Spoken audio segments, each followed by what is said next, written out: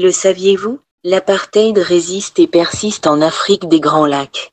Le racisme ou toute forme de ségrégation ou de discrimination est une maladie qui affectera l'humanité jusqu'à la fin des temps. Il n'y a pas un seul pays au monde qui ne connaisse pas un niveau élevé ou modéré de racisme ou de ségrégation. Aujourd'hui encore, nous pouvons oser affirmer que la situation reste la même. Il n'y a pas de pays au monde sans ségrégation. Même le plus petit État du monde que je ne nommerai pas est encore raciste. Mais jusqu'à présent, 2 pays ont été les seuls dans l'histoire à inclure ouvertement, sans vergogne le racisme dans leurs lois écrites. Ces pays sont les États-Unis d'Amérique, USA, et l'Afrique du Sud, RSA.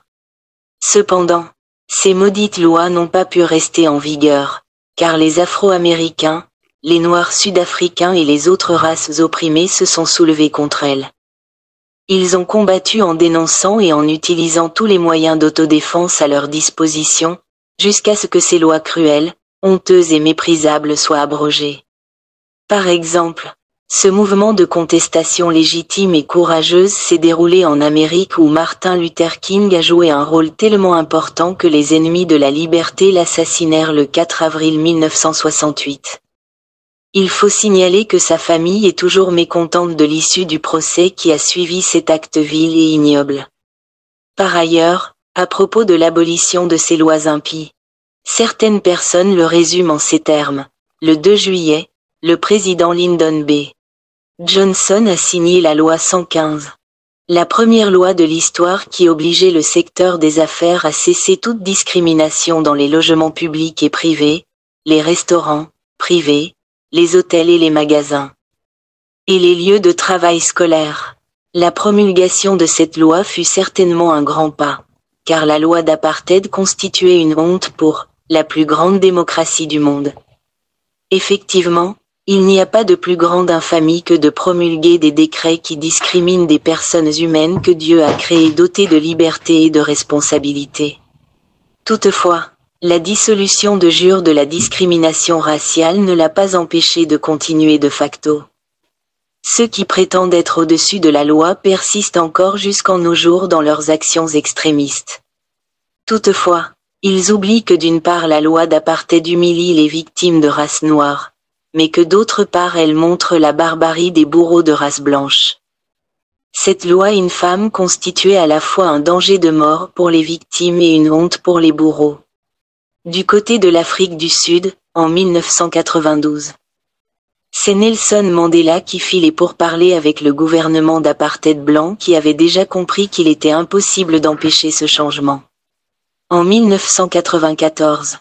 Ce régime cruel et brutal a été vaincu de jure lorsque Nelson Mandela a été élu pour diriger une nouvelle Afrique du Sud qui reconnaît et qui luttait pour les droits des Noirs et de tous les autres peuples de ce pays. Il faut signaler que l'issue des pourparlers n'a pas satisfait tous les Sud-Africains.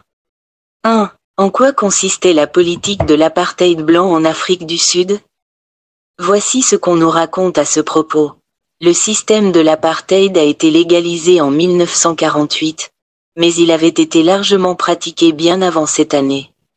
Cependant, il a particulièrement gagné le terrain lorsque le Parti national dirigé par le pasteur Daniel F. Malan a remporté l'élection présidentielle en 1948. Dorénavant, cette politique maudite est devenue de plus en plus puissante, et ils lui ont donné le nom d'apartheid. La mise en œuvre de l'apartheid, souvent qualifiée de « progrès à reculons », à partir des années 1960, a été rendue possible grâce à la loi sur le recensement de 1950, qui classait tous les Sud-Africains en 4 classes selon leur couleur de peau. La classe supérieure était composée de blancs d'origine européenne. Le deuxième niveau était celui des mulâtres, nés d'un parent noir et d'un parent blanc. Le troisième niveau était composé d'Asiatiques, Indiens, Pakistanais, et le dernier niveau était composé d'Africains noirs.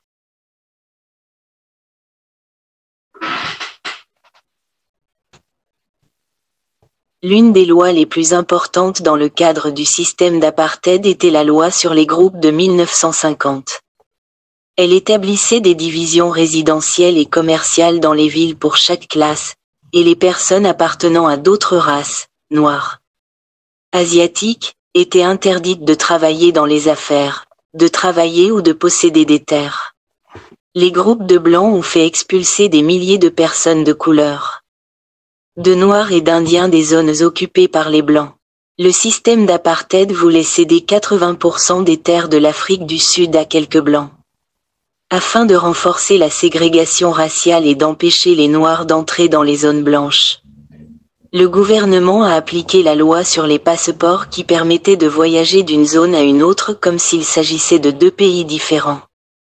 Le « laissez-passer » obligeait les non-blancs à se munir de documents leur permettant d'entrer dans des zones réglementées.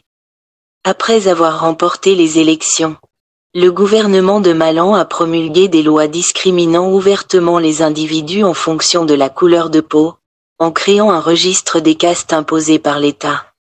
En 1949, une autre loi interdisait le mariage interracial et criminalisait les relations sexuelles interraciales. Une loi votée en 1951 qui désignait certaines zones urbaines où seuls les blancs pouvaient vivre, poussant les non-blancs à déménager ailleurs. Cette loi avait pour but de garder le plus grand nombre possible de noirs à la campagne et de les maintenir dans la classe de pauvreté la plus basse et de les empêcher d'atteindre la classe supérieure des villes. Il était également interdit pour quelque raison que ce soit aux résidents noirs d'acheter des biens immobiliers dans les quartiers principaux de la ville. Les Noirs ont été marginalisés de toutes les manières possibles pour que le pays soit dominé systématiquement par les Blancs. 2. La recrudescence du malheur des Noirs. À partir de 1954, ces lois maudites ont été encore renforcées par Johannes Gerhardus Strijdom, qui a succédé à Daniel François Malan. Voici comment ces lois impies ont été radicalisées. Les Noirs ne pouvaient pas se voir confier des postes au gouvernement et ne pouvaient pas voter, sauf lors de quelques élections au niveau le plus bas.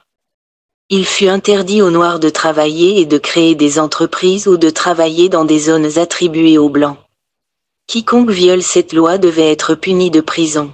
En plus, les Noirs ne pouvaient exercer de telles activités que dans les zones qu'ils appelaient « Bantoustan », les zones de misère et d'exclusion réservées la caste la plus basse.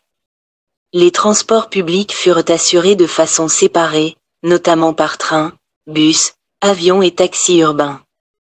Les Noirs n'étaient pas autorisés à entrer dans les zones réservées aux résidents blancs à moins d'avoir un laissez-passer délivré par la police.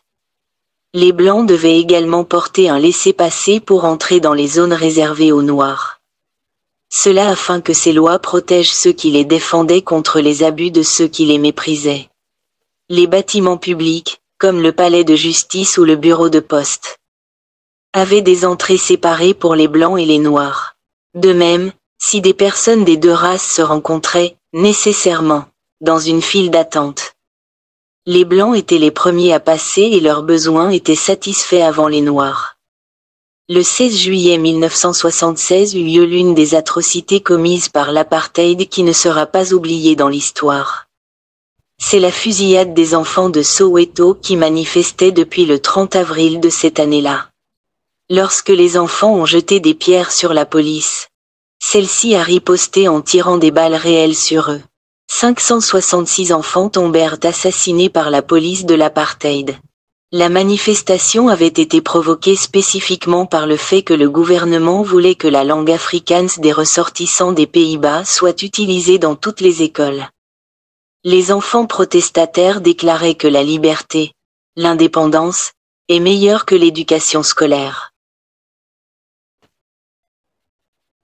3. Gouvernement complice du système d'apartheid blanc.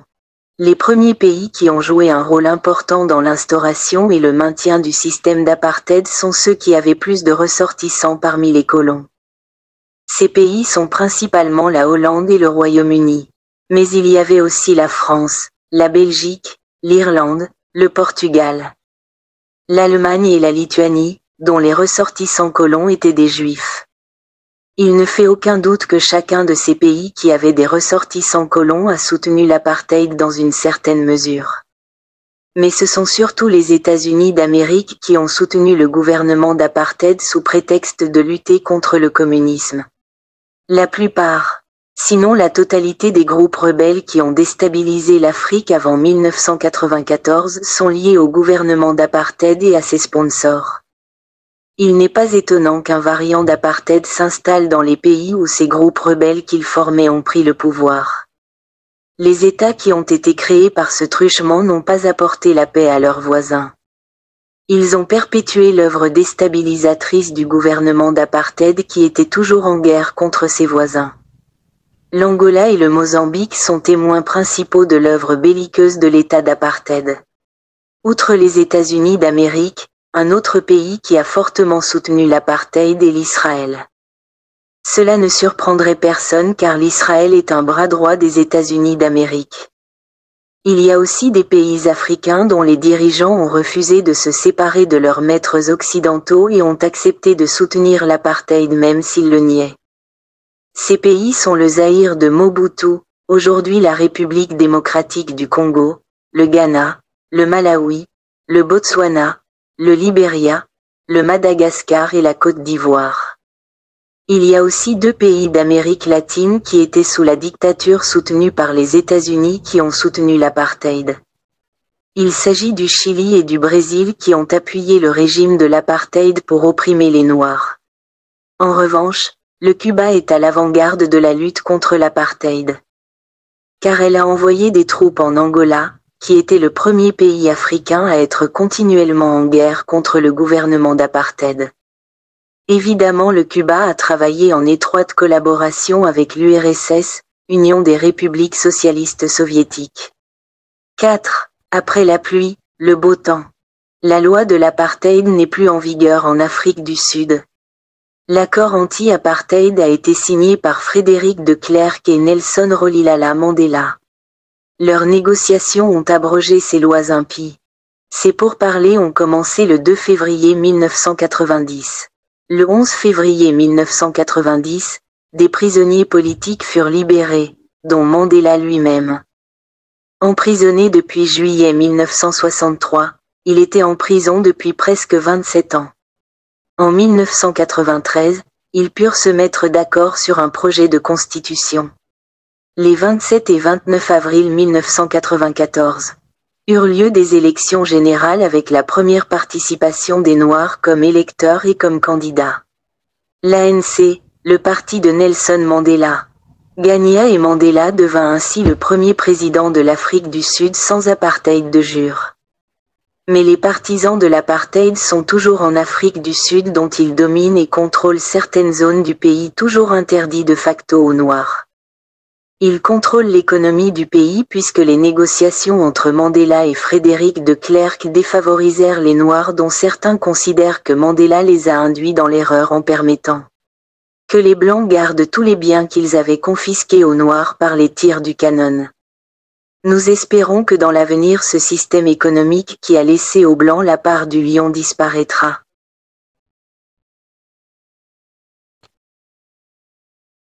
5. Posons-nous certaines questions fondamentales à propos de la situation actuelle de l'apartheid en Afrique. Qu'est-ce que l'histoire de l'apartheid en Afrique du Sud possède en commun avec l'histoire du Rwanda depuis 1990?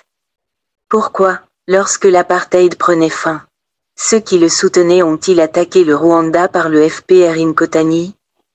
Ne voyez-vous pas que le Rwanda a hérité de l'esprit tyrannique et expansionniste de l'apartheid sud-africain pour perturber la paix de son peuple et de ses voisins?